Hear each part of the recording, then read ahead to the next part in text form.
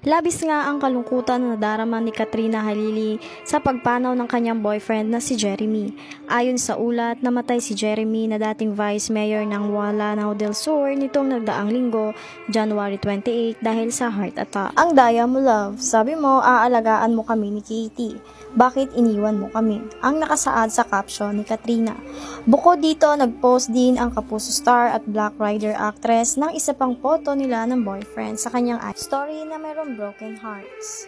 Kung matatandaan sa panayam ng Fast Talk with Boy Abunda ay inamin ni Katrina na meron nga siyang boyfriend na malapit din sa kanyang anak na si Katie. Sabi ni Katrina, abot langit nga raw ang pasasalamat niya sa guy dahil talagang tinutulungan siya nito sa pag-aalaga at pagpapalaki kay Katie. Siya yung mas nagtuturo sa akin kasi stubborn ako, diba? Stubborn din yung anak ko.